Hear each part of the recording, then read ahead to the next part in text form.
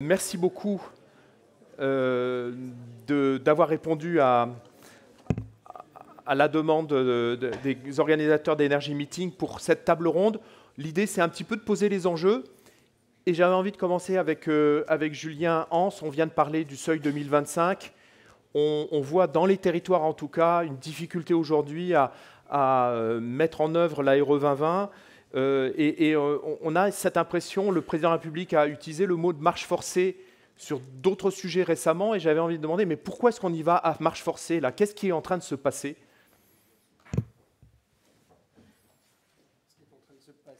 Alors, est-ce qu'on peut mettre le micro à Julien Hans?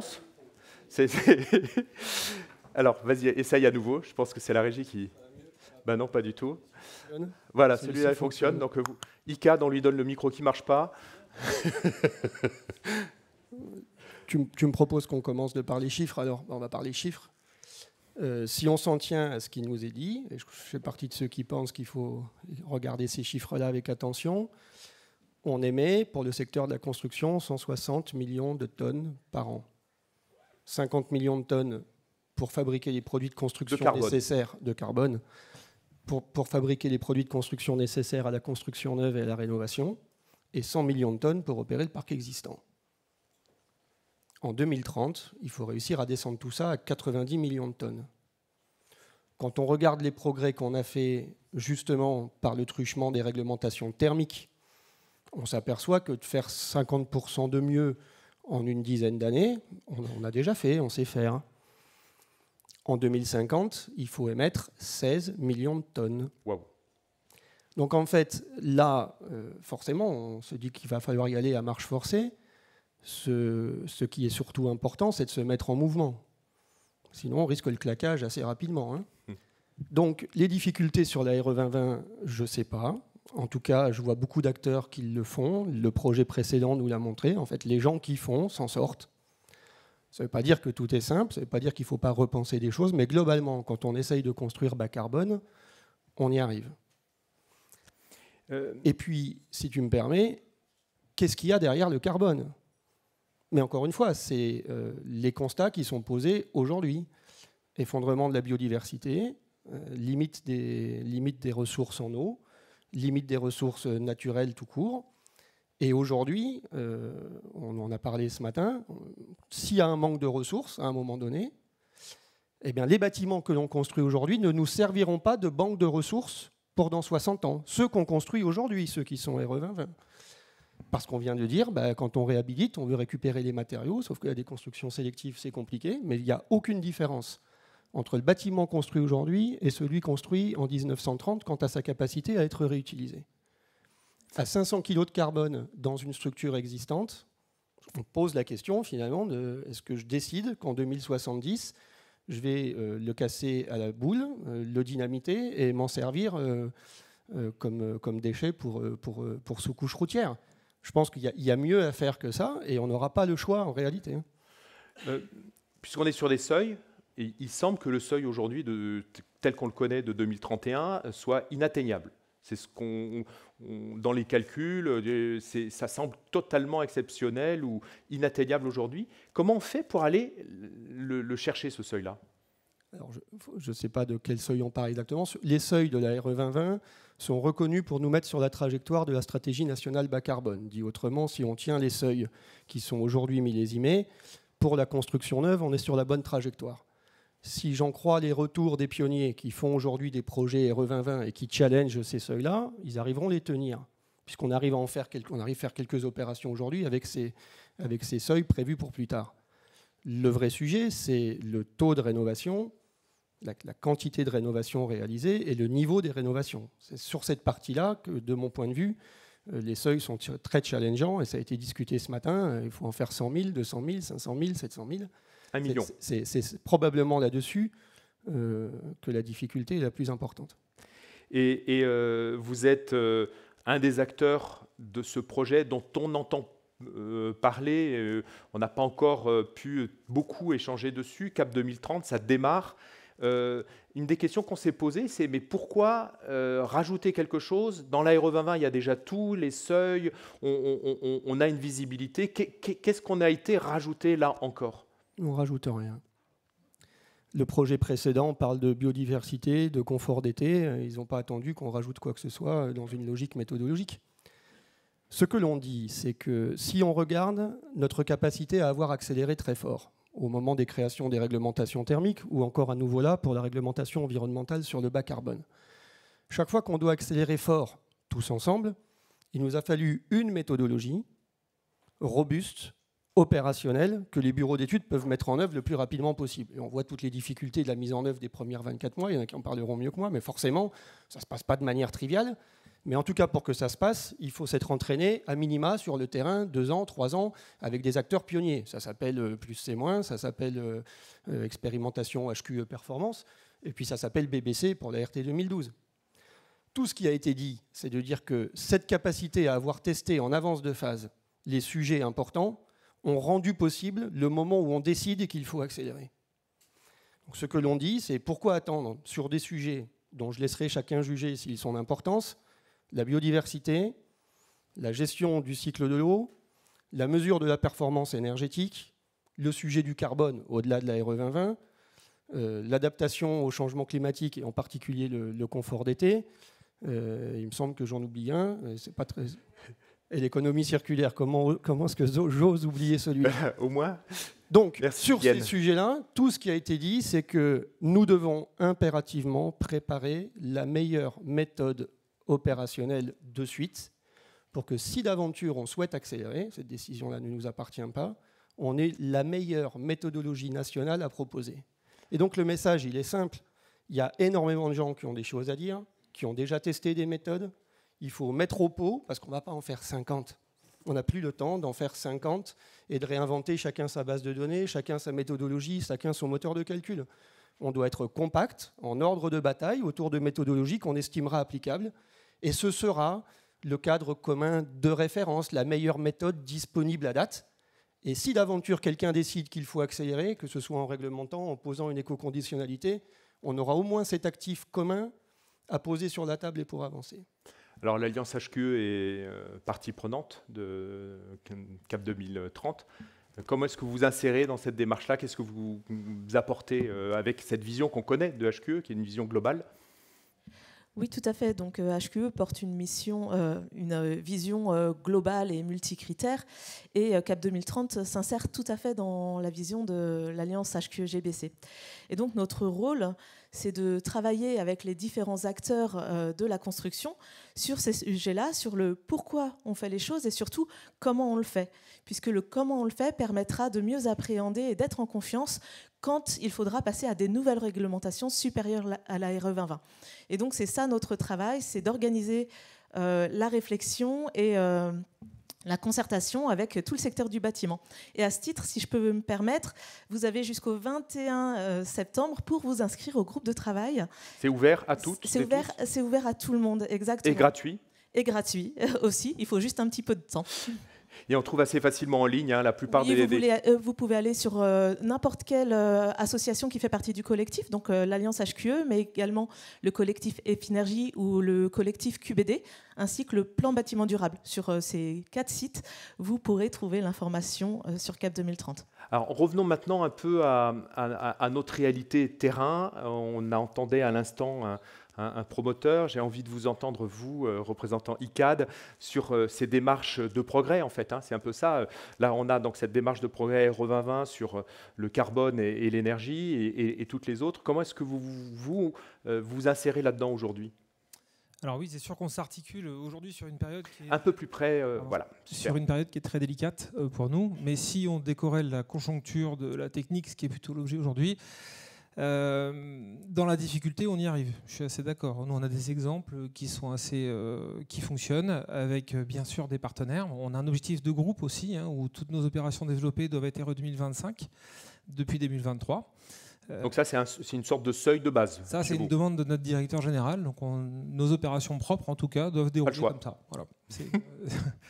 Et force est de constater qu'en effet, on se creuse un peu la tête. On a une opération à La Roche-sur-Yon aujourd'hui d'un peu plus de 132 logements avec IP3 et GH+, où on arrive à sortir une opération RE 2025 avec des solutions qui sont plutôt économique, du chauffage électrique et un ballon thermodynamique pour la partie accession, une 30aine de logements, et la partie plutôt typée étudiant avec du chauffage électrique et le CS par une pompe à chaleur HydraGreen. Voilà, c'est des solutions qui fonctionnent aussi.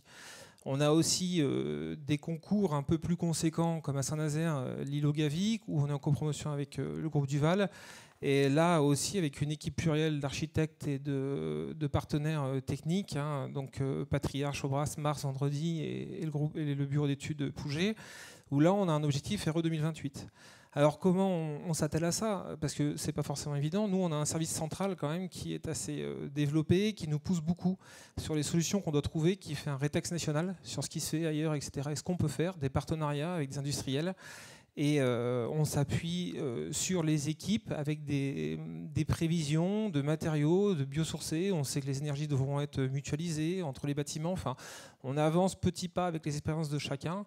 Et je ne vois pas d'autre solution que d'avancer ensemble avec des équipes complètes, en tout cas. Et parlons un peu financement. Est-ce qu'il y a un surcoût avec la RE 2020 ? Est-ce qu'il y a un surcoût? Est-ce que par rapport à vos confrères qui ne sont pas sur le seuil RE 25, vous êtes moins bien placé sur le marché du fait des surcoûts? Intuitivement, on peut avoir un certain nombre de personnes qui peuvent penser ça, parce qu'à chaque fois qu'il y a eu une nouvelle réglementation, il y avait des surcoûts. Alors, il y a un surcoût, d'accord. Si on veut faire la même chose, mais plus performant, il y a un surcoût. Moi, j'ai eu l'occasion de connaître différentes réglementations thermiques. J'ai connu 2005, 2012 et puis maintenant la RE 2020. Le parallèle n'est pas forcément facile, je suis d'accord. Mais il n'empêche que sur les précédentes, on nous disait on ne peut plus faire ça. Ça ne marche plus, c'est plus possible, on ne sait plus construire comme ça. Et puis au bout de 6 mois, 1 an, on réavance. Quand on y arrive, on travaille avec l'équipe de maîtrise d'œuvre pour avoir des bâtiments qui sont aussi en capacité de répondre à ces besoins-là. Donc de par leur forme, de par leur conception, leurs matériaux, c'est hyper important. Les industriels doivent nous aider sur ces sujets-là aussi, c'est clair. Si on veut faire exactement la même chose au même endroit en atteignant des performances plus élevées, bah, ça coûte forcément plus cher. Il n'y a pas le choix. Sur cette question, j'ai envie d'entendre Julien, parce que quand on a préparé la conférence, tu me disais que pour la RT 2012, on rajoutait de la matière, donc forcément, il y avait du surcoût, et là, il faut en enlever. Donc normalement, ça devrait être allégé. Il y a 2 sujets. Il y a le sujet de la performance énergétique, où là, si on veut des équipements plus performants et isolés un peu plus, mécaniquement, il y a forcément un surcoût. Ce que je dis, effectivement, c'est que sur la partie bas carbone, soit j'enlève de la matière, soit j'utilise de la meilleure matière avec un moins bon contenu carbone. Et en l'occurrence, il n'y a pas de raison particulière à ce que ça coûte plus cher que quelque chose qui nécessite du carbone. Parce que quand il y a du carbone derrière émis, ça veut dire qu'il y a de l'énergie consommée, ça veut dire qu'il y a du transport. Alors, ce n'est pas trivial, mais je vous invite à regarder les travaux du Hub des prescripteurs bas carbone. Ils ont laissé les gens phosphorer. Hein, tout à fait. Ils ont laissé les gens phosphorer sur des projets qui avaient déjà été conçus. Ils leur ont dit reconcevez une deuxième et une troisième fois. Une fois en essayant de faire bas carbone, mais en maîtrisant à peu près les coûts. Mais le deuxième, par contre, on vous laisse quasiment open bar en termes de coûts. Ce qu'on veut, c'est aller chercher du carbone, vraiment drastiquement. Et bien, quand ils sont allés chercher du carbone de manière drastique, ils ont tellement enlevé de choses dans le projet que quelque part, ce n'était pas un optimal avec l'économie. Donc, ce n'est pas qu'en rajoutant de l'argent qu'on obtient du bas carbone. Mais encore une fois, ce qui est important, c'est d'écouter ceux qui font. Bien sûr. Mais l'effet rebond, je pense, sera là aussi. C'est-à-dire que sur les RT, comme vous l'avez dit, on avait dit 10%, 15%, et puis ça s'est tassé. Là, on en a beaucoup parlé au moment du lancement de la RE. Moi, je dois reconnaître qu'on nous en parle déjà beaucoup moins depuis que les opérations se lancent. Mais il faut bien séparer la partie bas carbone et IC construction et la partie énergie.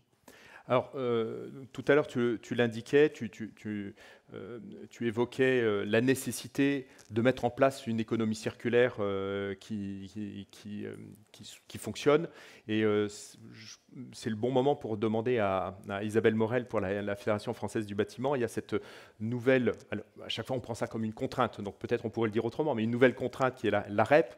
Comment est-ce que ça s'est mis en œuvre aujourd'hui sur le terrain et quel impact ça a pour l'ensemble de la profession? Ce serait intéressant de voir comment est-ce que tout le monde est concerné. Est-ce que c'est que l'histoire des industriels avec les entreprises de construction ou comment est-ce que ça peut concerner l'ensemble de la filière? Alors justement, si on fait le lien avec l'économie circulaire dont on parlait tout à l'heure, c'est une des manières peut-être de booster l'économie circulaire au niveau du bâtiment. Donc la REP, c'est un système responsabilité élargie du producteur, c'est un système de pollueur-payeur, où on demande aux industriels, aux fabricants de produits, de gérer leurs produits en fin de vie. En fait, c'est ce principe qui existe déjà. Il y a plein de REP qui existent sur tout un tas de produits. C'est ce que vous voyez sur les factures avec l'éco-participation quand vous achetez des choses. Donc, le système, d'abord, comment il fonctionne, parce que c'est pas évident. Les industriels doivent adhérer à des éco-organismes qui ensuite sont en charge d'organiser, on va dire, la reprise, la collecte, le réemploi, la valorisation des produits en fin de vie. Donc tout ce qui est déchets de chantier, tout type de chantier.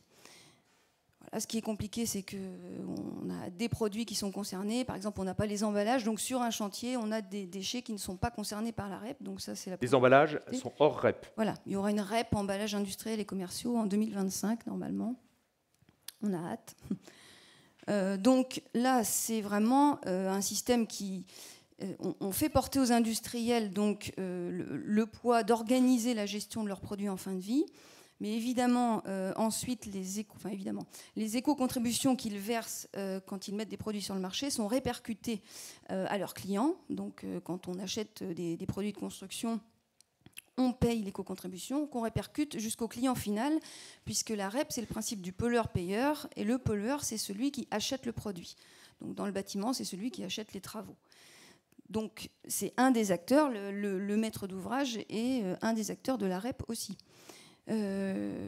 Au niveau, alors les impacts que ça peut avoir, parce que c'est ce que tu me demandais.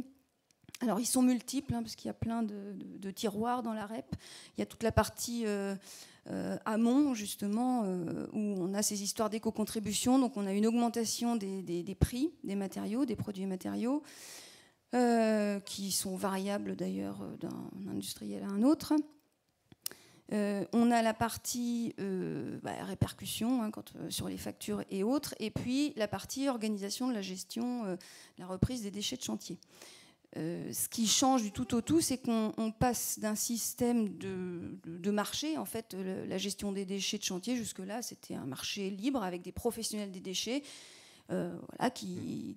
Dont la matière première, c'est le déchet. Et là, maintenant, on leur impose le passage par des éco-organismes qui gèrent tout ça. Donc ça chamboule vraiment toutes les modalités de gestion des déchets, que ce soit l'apport volontaire, parce qu'on a beaucoup d'entreprises qui apportent leurs déchets dans des déchetteries privées, publiques. Voilà.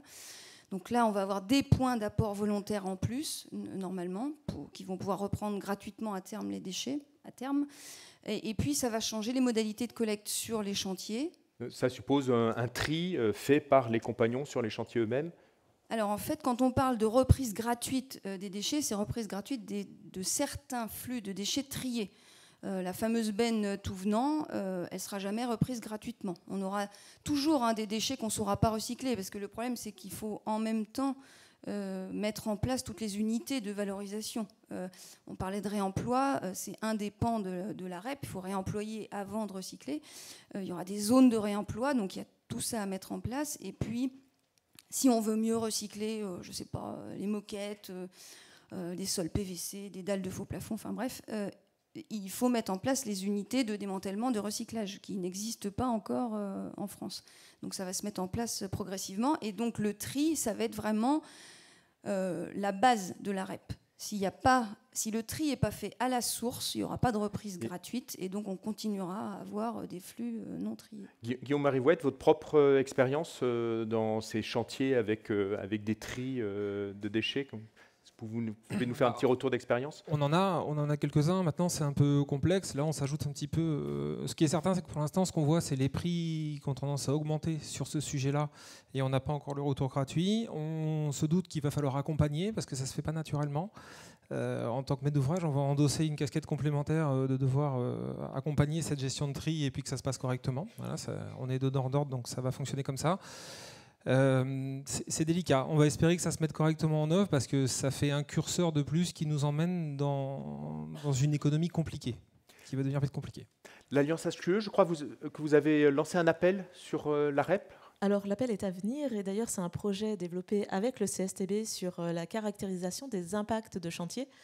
notamment des impacts au niveau des déchets, pour mieux connaître la fin de vie des composants, mais également sur l'impact carbone des chantiers, puisque dans la RE 2020, le contributeur chantier est souvent peu défini et peu calculé. Donc l'objectif de ce projet, c'est ça, et l'appel à participation sera lancé à la fin du mois. Donc à suivre. À suivre, exactement. Avec impatience.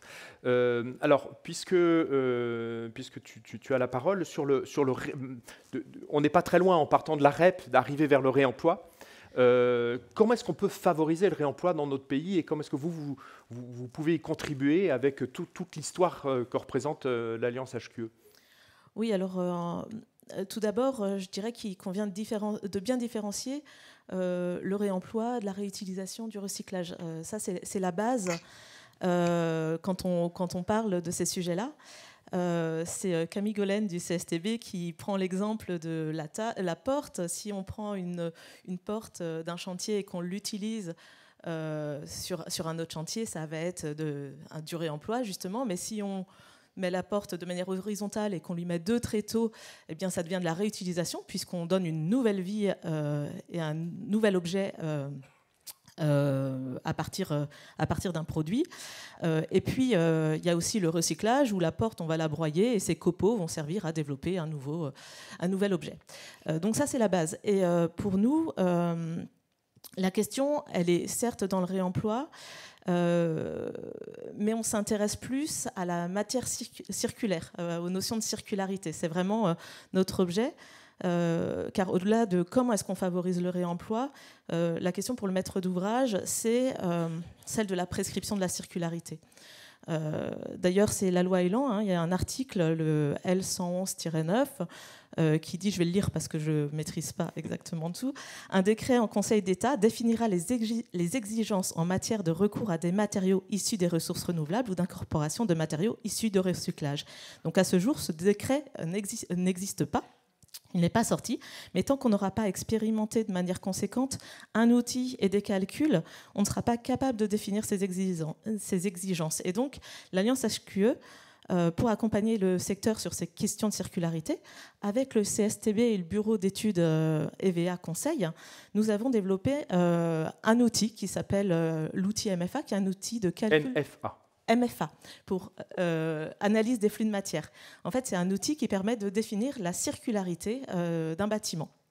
Et donc, cette méthode MFA, elle repose sur le principe de Lavoisier qui dit « rien ne se perd, rien ne se crée, tout se transforme ». Et donc, par cet outil, on va calculer les flux d'entrée et les flux de sortie d'un bâtiment concernant les PEMC, les produits et matériaux de la construction.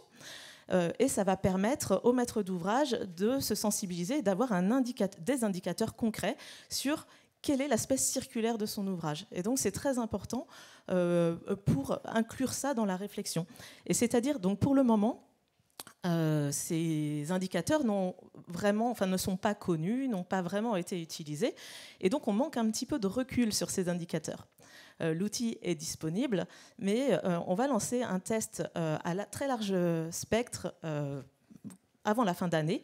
On attend la finalisation de la convention avec l'ADEME. Et donc ce test, on invite tout le secteur de la construction à utiliser cet outil pour appréhender mieux les indicateurs et être en mesure de savoir où on situe un bâtiment par rapport à un autre, où un lot de construction se situe en termes de circularité. Ça ressemble un peu à E plus C- sur le carbone, et là, transposé au... C'est exactement ça, et c'est le rôle de l'Alliance HQE, en fait, d'être en amont des éventuelles réglementations, de travailler avec tout le secteur ce type d'indicateurs pour être plus apte à appréhender les réglementations quand elles arriveront. Alors, on parlait à l'instant de E plus C-. Si on se met à la place des pouvoirs publics, Julien, et c'est un peu, tu nous disais tout à l'heure, c'est un peu notre rôle, les uns et les autres, de préparer de nouvelles échéances. Comment est-ce qu'on pourrait favoriser le recours au réemploi? On voit que, comme disait l'humoriste dans les années 60, il est plus facile de parler du réemploi que de le mettre en œuvre. Il y a plein de conférences sur le réemploi, ça reste encore des choses un peu exceptionnelles. Comment est-ce qu'on peut enclencher les dispositifs au-delà du travail que fait l'Alliance? Il y a plusieurs ingrédients. D'abord, il va falloir que ça donne envie d'y aller. Ensuite, avoir la conviction que c'est dans le sens de l'histoire. Moi, j'aime beaucoup regarder les documentaires historiques. Des fois, on regarde une société en 1920, en 1850, on se dit c'est pas possible, ils n'ont pas fait ça. Mais moi, je suis persuadé qu'on nous regardera de 2080 en disant si, eux, ils faisaient ça. Ils fabriquaient des bâtiments, rien n'était prévu pour être réutilisé. Ça, c'est le sens de l'histoire. Il faut qu'on ait foi dans cette histoire-là. On ne construira plus les bâtiments comme avant. La question, c'est quand est-ce qu'on bascule ? Et vous voyez que ce soit sur le carbone ou sur la circularité, il y a des exemples simples. Le poteau de rez-de-chaussée en plein milieu du bâtiment fait la même section que le poteau de dernier étage sur le côté. Pourquoi on fait ça ? Parce que ça coûte clairement moins cher de tous les bancher pareil du premier au dernier étage. Si c'était vraiment un sujet de carbone qui pilote notre manière de faire, on ne ferait pas ça. Donc, ça permet de faire la surélévation. Mais on l'a fait rapidement, ça coûtait le moins cher, ce n'était pas un sujet de regarder le carbone, donc on ne regardait pas. Maintenant, on s'aperçoit que c'est un luxe qu'on ne peut plus avoir, on va sans doute faire différemment, avec des surcoûts, sans surcoûts, en tout cas, ça va modifier la construction. Sur l'économie circulaire, c'est la même chose. Réinterrogez-vous sur les produits de construction qui sont autour de vous, pourquoi sont-ils tous collés les uns aux autres ? Qu'est-ce qui nous oblige à les coller ? Y compris les produits qui sont là-bas. Tous ceux qui sont là, on peut lever la tête, on essaye de les monter, ce qu'il y a ici, tout est collé. Pourquoi ? Et donc, si on se pose cette question-là et qu'on se dit qu'on a foi dans une construction où il faudra trouver une autre solution, parce que quand je voudrais récupérer des matériaux qui, encore une fois, poseront des questions de disponibilité de ressources, je rappelle des choses élémentaires pour tout le monde, on manque de sable. Niveau mondial, c'est très clair, on manque de sable. Donc, on le sait, ça ne s'arrangera pas. Donc, il va falloir pouvoir récupérer le sable embarqué dans les bâtiments d'aujourd'hui. Donc, il va falloir créer ces conditions-là, il va falloir donner envie, trouver un modèle économique, parce que ce que vous dites finalement, c'est qu'aujourd'hui, ça coûte cher de gérer a posteriori des erreurs précédentes. La question de qui paye aujourd'hui sur ce bâtiment neuf va se poser aussi. Si on veut les construire exactement au même coût, c'est sûr qu'aujourd'hui, on ne sait pas les faire démontables. Mais moi, j'ai foi dans le sens de l'histoire, j'ai foi dans les expérimentations. Tout le monde n'est pas obligé d'y aller en même temps, mais quand ces gens-là se seront râpés les genoux, auront montré qu'on peut faire des beaux projets, des beaux bâtiments, tout en incluant la démontabilité, le réemploi, la recyclabilité dans ces projets-là, eh ben, il y aura un chemin dans lequel s'engouffreront une start-up, puis 2, puis 4, puis les grands groupes industriels rachèteront ces start-up-là pour se dire qu'on peut les mettre dedans, puis modifieront leur processus industriel pour rentrer là-dedans, et puis donc on aura des solutions technologiques pour le faire. Merci beaucoup. On va démarrer une petite séquence de questions-réponses sur tous les sujets qu'on a abordé cet après-midi, la santé, l'économie circulaire, le carbone. Est-ce qu'il y a des questions dans la salle ? Alors, monsieur, et je voulais savoir si Cécile Lebert est bien avec nous. Elle est là, donc si vous voulez bien, ce serait la troisième. Oui, bonjour. Vous avez parlé beaucoup recyclage et filière de recyclage, donc RE 2020, ACV et REP. Un petit peu réemploi à la fin, mais on voit que ce sont uniquement des initiatives portées ponctuellement. Pourtant, il y a beaucoup, de mon point de vue, de solutions sur le marché, même si elles sont limitées en nombre et en volume, qui font largement la part au réemploi. Pourquoi, de votre point de vue, l'institutionnel n'a pas... Pardon ? À qui vous vous adressez quand vous dites de votre point de vue ? Globalement, avoir vos avis sur le pourquoi on n'a pas réussi à imposer de réglementation qui valorise ce réemploi. Parce qu'aujourd'hui, ça n'est, à mon avis, pas couvert par la RE 2020, pas valorisable. Juste si je peux me permettre, le réemploi dans la réglementation déchets, c'est le premier mode de traitement des matières.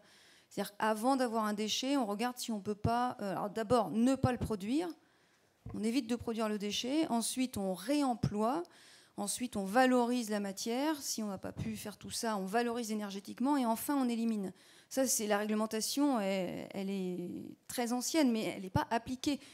Et après, bon, je laisserai répondre les autres. Mais si ça ne se fait pas, c'est aussi, il y a énormément de freins logistiques au réemploi. Mais...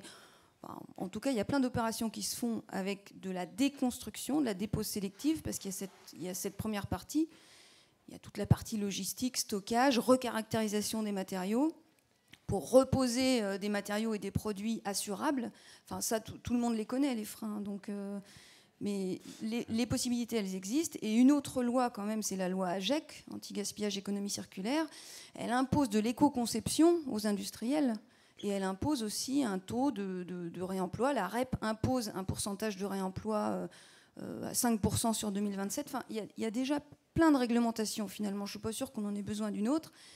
Peut-être que c'est juste dans les modalités. Enfin, j'ai pas les réponses, hein, si je l'avais. Ouais, je peux peut-être juste compléter une chose, c'est-à-dire qu'en effet, il y a des points techniques, c'est clair, on les vit tous plus ou moins, enfin pour les acteurs aujourd'hui. En attendant ce virage qui a été évoqué juste avant, il y a quand même deux spectres à voir, c'est-à-dire que d'une, il y a la profondeur de marché. C'est-à-dire que tout ce qui est tertiaire ou quoi que ce soit, on se rend compte que c'est des marchés qui sont prêts à réutiliser certains matériaux, à voir, etc. Le marché du logement, c'est une autre étape. C'est-à-dire que même si on peut avoir des matériaux qui sont révisés, refités, etc., il faut quand même que notre clientèle, je parle pour mon secteur d'activité, soit capable d'accepter que demain, vous soyez capable d'accepter d'acheter un logement neuf avec un toilette refait, un évier refait, une baignoire refaite, un sol. Bon, le sol, c'est ce qu'il y a de plus facile, mais en gros, voilà, c'est un changement de mentalité globale. Et aujourd'hui, il y a une réalité de marché. Ça, préparer l'opinion publique à ça. Mais oui, et ça, c'est peut-être plus long que ce qu'on imagine, d'accord ? Parce que les gens sont tous passionnés d'environnement, mais quand ça touche leur propre personne, c'est différent. Et il y a une différence entre la conviction qu'on peut avoir et ce qu'on veut posséder. Et après, il ne faut pas oublier quelque chose, parce qu'on a eu des échanges sur plein de sujets, mais il y a aussi la collectivité qui va devoir nous aider sur certains sujets, parce que quand on va commencer des matériaux qui sont faciles à réemployer, le bardage, des sujets qui sont extérieurs, et ben là, il va falloir commencer à pouvoir travailler ensemble en disant, voilà, on va avoir un matériau de réemploi, on n'est pas certain de la couleur, la forme, on pense qu'on va pouvoir en trouver là-bas et on va sur le process de développement d'opération, c'est une autre manière de réfléchir aussi. Et ça, je suis pas certain qu'on soit tous complètement prêts dans cette démarche. Une autre question. Peut-être dire aussi que dans la RE 2020, les matériaux réemployés sont comptés à zéro dans le lycée construction. Ça existe quand même dans la RE 2020. Il y a ce dispositif-là qui favorise un peu, on va dire, par la bande, mais au bout du compte, on va voir que quand on va atteindre les seuils 2025-2028, ça va commencer à... Ça n'empêche, je voudrais compléter, quand même, si on a une réglementation qui peut imposer 1% de réemploi dans tous les projets tertiaires, etc., ça fera quand même un début pour encourager aux matériaux de réemploi, parce que comme on dit aujourd'hui, c'est une volonté d'un maître d'ouvrage. Et les maîtres d'ouvrage manquent de volonté parce qu'il n'y a pas une réglementation aussi derrière qui a toujours été pour l'énergie. On a toujours favorisé les consommations énergétiques d'un bâtiment. Aujourd'hui, avec le bilan carbone, on sait bien que la moitié quand même d'un bilan carbone, c'est les matériaux de construction. Et aujourd'hui, on n'est pas capable de faire un pas pour justement encourager à baisser nos déchets, à baisser nos ressources et à dire même 1% de matériaux de réemploi, ça ferait aussi que des consommateurs qui se disent non, nous on veut que tout soit neuf chez nous. Et ben non, il y a une réglementation qui dit qu'il faut quand même des matériaux de réemploi et ça pourrait encourager. Alors, on aurait envie de rester pendant des heures, mais on va vous proposer d'aller rejoindre les exposants dans quelques secondes. Est-ce que c'est imaginable, une réglementation qui soit un peu comme la RE 2020 sur le carbone, très incitative sur le réemploi ? Moi, je ne vais pas faire le boulot des autres. Ce que je dis, c'est que moi, le cadre de référence, j'appelle ça un menu réglementaire. Je ne sais pas ce que le décideur politique va manger, mais notre boulot, c'est de lui faire quelque chose qu'on estime bien, pour qu'au moment où il va décider qu'il faut accélérer, il puisse pousser quelque chose qui fonctionne. Ce que tu appelles le cadre de référence, c'est CAP 2030. CAP 2030, pour moi, c'est un menu. Si quelqu'un décide d'accélérer sur l'économie circulaire, il faut qu'il sache que la meilleure méthode disponible pour tout le monde, la meilleure méthode disponible, elle est là. Elle est à CAP 2030 et il peut s'en employer tout de suite, elle est opérationnelle. Et on peut tous y contribuer. Notre boulot, c'est ça. Et on doit tous y contribuer pour deux raisons. Soit vous avez un truc à dire, et vous avez de l'expérience, et vous êtes leader sur le sujet, et vous voulez éviter que ce ne soit pas pris en compte. Soit ça vous dépasse tout ça, et vous êtes en retard. Et dans ces cas-là, en lisant ces choses-là, vous vous préparez à quelque chose qui arrivera de toute façon. Une histoire que je raconte quand même beaucoup en ce moment, sur la RE 2020, on n'a pas su dire que ce serait 2020. Mais on a raconté la même chose pendant 12 ans. Absolument. Et quand aujourd'hui on nous dit ça bouchonne pour la réalisation d'ACV pour les produits de construction, oui, ça bouchonne. Ça fait 10 ans qu'on les demande. Alors c'était soit un tout petit peu exigé comme ça gentiment. Il n'y a que la réglementation qui fait passer tout le volume dedans. Massifie. C'est la réglementation qui massifie. Et si vous voulez bien passer le micro à Cécile Lebert, s'il vous plaît. Merci. Et donc, on va terminer sur la qualité de l'air intérieur. Oui, on finit sur une conclusion qui n'a rien à voir, du coup. C'était pour rebondir plus sur la première partie de présentation. Donc, je travaille chez Imolab et on a développé un label autour de la qualité de l'air intérieur qui s'appelle Intérieur, AIR au milieu. Alors, ça n'a pas rien à voir puisque c'est aussi... Ça fait partie du cadre de référence que vous souhaitez fixer, en effet. Et cette année, donc, on va fêter notre 5e anniversaire donc avec des vrais retours d'expérience sur des opérations qui se sont terminées et qui ont été labellisées en logement.